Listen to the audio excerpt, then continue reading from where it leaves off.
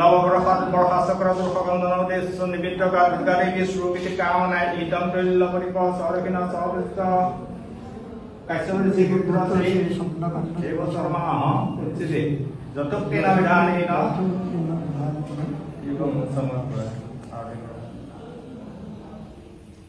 মাতৃ হয়ে গেলে হে মহামায়া মাতৃ অখিল গুরু ডাঙৰীয়া মাতৃ প্ৰিয়দা গগৈ শৰীৰ অসুস্থ হৈ আছে শৰীৰ আৰোগ্যৰ নিমিত্তে মা ভগৱতীক চৰণত তৈল্য প্ৰদীপ অৰ্পণ কৰি সেৱা ধৰিছে ইয়াতে যদি এমন আগলৈ মা ভগৱতীক চৰণত কোনোবাখিনি দুখাটো থাকে সৰ্বদোষ মৰ্শন কৰক মাৰি মৰক জৰা ব্যাধি দূৰ কৰক জলে স্থলে পথে প্ৰবাসে জানে বানে কোনো সমাধান নকৰি সৰ্বাপদ শান্তি কৰি মায়ে মুক্ত পৰিবাৰ সকলোকে সদায় কৰি মহামায়া সুপ্ৰসন্ন নিৰ্বিঘ্নে নিৰাপদে ৰক্ষা এই তোমাৰ চৰণত ভজনৰ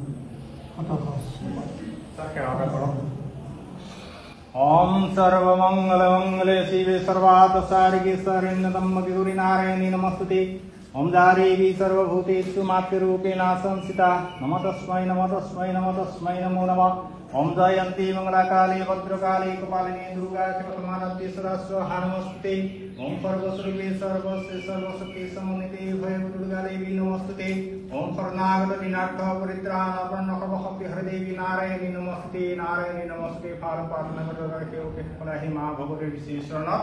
मातृ হৈ পেলাই মা ভগৱতীৰ শ্ৰীচৰণে গতি তৈল্য পৰিকল্পন কৰিছে তেখেতে যদি কিবা দুখাত আছে সৰ্বদোষ মৰিখন কৰক জলে স্থলে পথে প্ৰবাসে কোনো বিপদৰ ভাগিন নকৰি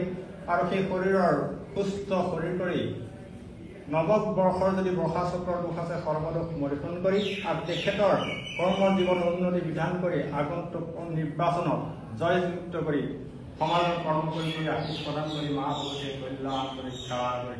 কল্যাণ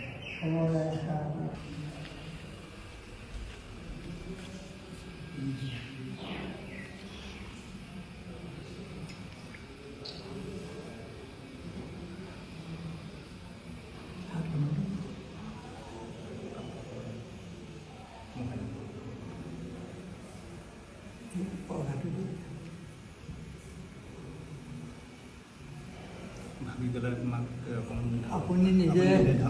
দেৱীক দেৱীক একেবাৰে হৃদয় খাটক খাটিব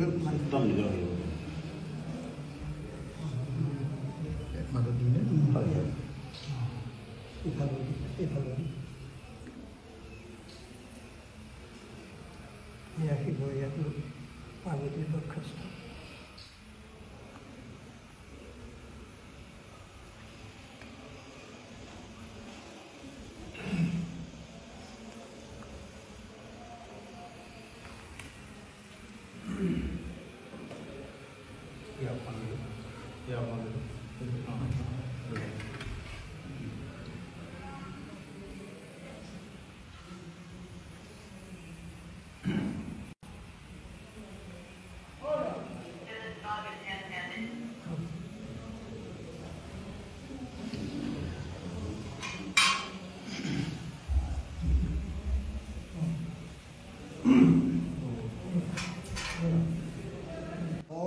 সৰ্বমঙ্গল মঙ্গলে শিবে সৰ্বাৰ্থ সাধিকে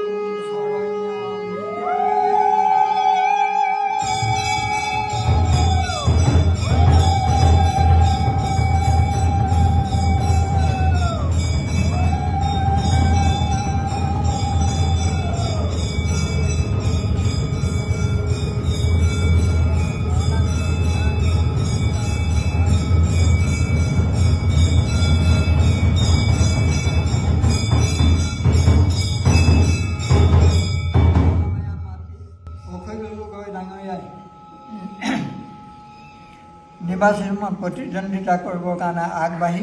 মা ভগৱতীৰ চৰণত নানাবিধৰ ফলমূলৰ ভাগৰ নৈবেদ্য আৰু তৈল্য প্ৰদীপ অৰ্পণ কৰি সেৱা ধৰিছে ইয়াতে যদি মা ভগৱতীৰ চৰণত তেখেতৰ কোনোবাখিনি দুখ আছিলে সৰ্বদোষ মৰ্শন কৰক ধনে ধান্য উন্নতি বিধান কৰক মাৰি মৰক জৰা ব্যাধি দূৰ কৰক জলে স্থলে পথে প্ৰবাসে কোনো প্ৰমাদৰ ভাগি নকৰি সৰ্বাপদ শান্তি কৰি তেখেতে যি বাঞ্ছা কৰি সেৱা ধৰিছে সেই মনোবাঞ্ছা যেন পূৰ্ণ কৰক। এই তোমাৰ চৰণত ভজনৰ সেৱা শতসহস্ৰ প্ৰাৰ্থনা। জয় মা দুৰ্গা জয়। মই আৰু এটা প্ৰাৰ্থনা কৰিব খুজিছোঁ, শিৱসাগৰখন যাতে শান্তিপূৰ্ণভাৱে থাকে, জাতি আৰু জাতি চব জাতিৰ মানুহ যাতে মিলা প্ৰীতিৰে থাকিব পাৰে, কোনো যাতে অসুবিধা কৰিব নোৱাৰে, তাৰ কাৰণে মই মাৰ চৰণত সেই মহামায়া মাতৃ তেখেত অখিল গগৈ ডাঙৰীয়া ৰাইজৰ মানুহ, তেওঁ অসমৰ চৌদিশে ৰাইজৰ শান্তিৰ হকে চিঞৰ বাখৰ কৰি ঘূৰি ফুৰে। তেখেতৰ সেই মনোবাঞ্ছা পূৰ্ণ কৰিবৰ কাৰণে মহামায়া সুপ্ৰসন্ন হৈ তেখেতৰ দীৰ্ঘায়ু জলে স্থলে পথে প্ৰবাসে জানে বাহনে কোনো প্ৰমাদৰ ভাগি নকৰি তেওঁ শৰীৰ আৰোগ্য কৰি মাৰ চৰণত ঠাই দি তেওঁৰ মনোবাঞ্ছা পূৰ্ণ কৰক। শিৱসাগৰখন যাতে শান্তিপূৰ্ণ হৈ থাকে, শিৱসাগৰৰ মানুহ যাতে শিৱসাগৰ জিলাৰ